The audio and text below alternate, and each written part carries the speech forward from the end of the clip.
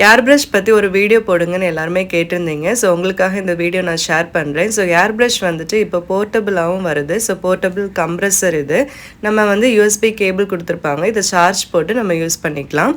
So இதில் வந்து 3 containers வருங்க. ஸோ 3 கண்டெய்னர்ஸுமே வந்துட்டு நமக்கு எவ்வளோ சைஸ் வந்து நம்ம தேவையோ அந்த மாதிரி நம்ம ஃபிக்ஸ் பண்ணி யூஸ் பண்ணிக்கலாம்.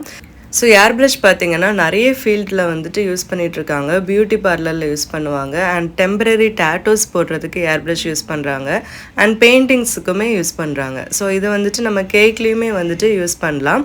ஸோ மேனுவல் ஏர் பிரஷ் நீங்கள் வந்து கண்டிப்பாக பார்த்துருப்பீங்க. அது வந்து கோல்டன் டஸ்ட் எல்லாம் கேக்கோட அவுட்டர் சர்ஃபேஸில் பெயிண்ட் பண்ணுறதுக்கு யூஸ் பண்ணுவாங்க. ஸோ கம்ப்ரெசர் வச்சு யூஸ் பண்ணுற ஏர் பிரஷ் வந்துட்டு நம்ம பெயிண்ட் பண்ணுறதுக்கு கொஞ்சம் ஈஸியாக இருக்கும்.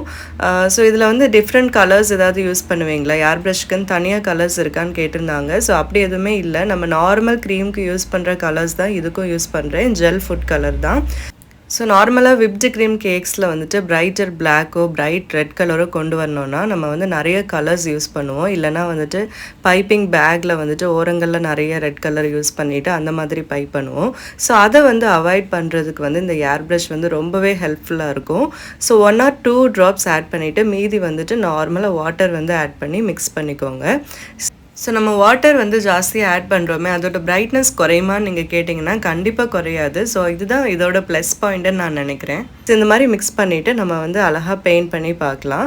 ஸோ நான் இப்போ வந்து கேக் மாடல் இல்லை, நான் டிஷ்யூவில் வந்துட்டு உங்களுக்கு பெயிண்ட் பண்ணி காமிக்கிறேன்.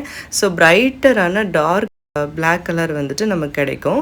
ஸோ இப்போ பார்த்தீங்கன்னா இந்த டிஷ்யூவோட அவுட்டர் சர்ஃபேஸில் மட்டும்தான் இருக்குது. ஸோ அதோட உள் பக்கம் வந்துட்டு அது ரொம்ப பெனிட்ரேட் ஆகி போகலை. ஸோ சேம் ப்ராசஸ் தான் வந்து கேக்லேயுமே, அது அவுட்டர் சர்ஃபேஸில் மட்டும்தான் அந்த டார்க் கலர் வந்து வருது.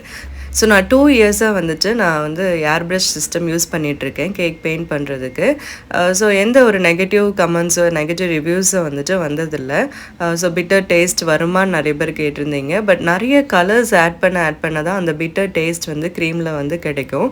ஸோ இதில் வந்து மினிமலாக வந்து நம்ம கலர் யூஸ் பண்ணுறனால அந்த டேஸ்ட் எதுவுமே சேஞ்ச் ஆகாது. ஸோ அப்படியே நமக்கு கலர் வேணாம் அப்படின்னு நினைக்கிறவங்க ஸோ அந்த அவுட்டர் க்ரீம் மட்டும் நீங்கள் அவாய்ட் பண்ணிக்கலாம்.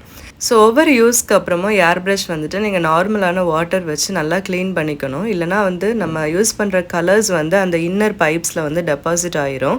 ஸோ வந்து இந்த மாதிரி நீங்கள் ஸ்ப்ரே பண்ணும்போது வாட்டர் வந்து வெளியே வர்றது வரைக்கும் நீங்கள் ஸ்ப்ரே பண்ணி எடுத்துக்கோங்க. அதுக்கப்புறமா நீங்கள் ஏர் ட்ரை பண்ணிவிட்டு நீட்டாக வந்து ஸ்டோர் பண்ணிக்கலாம். ஸோ என்னோடய மோஸ்ட் ஆஃப் த கேக்ஸ் வந்துட்டு நான் ஏர் பிரஷில் தான் நான் ஃபினிஷ் பண்ணியிருப்பேன். ஸோ பார்க்காதவங்க கண்டிப்பாக வந்து பாருங்கள். ஸோ இந்த வீடியோ உங்களுக்கு யூஸ்ஃபுல்லாக இருக்கும்னு நினைக்கிறேன். இன்னும் ஏதாவது டவுட்ஸ் இருந்ததுன்னா கண்டிப்பாக கமெண்ட் பண்ணுங்கள். And keep supporting my channel. Thanks for வாட்சிங்.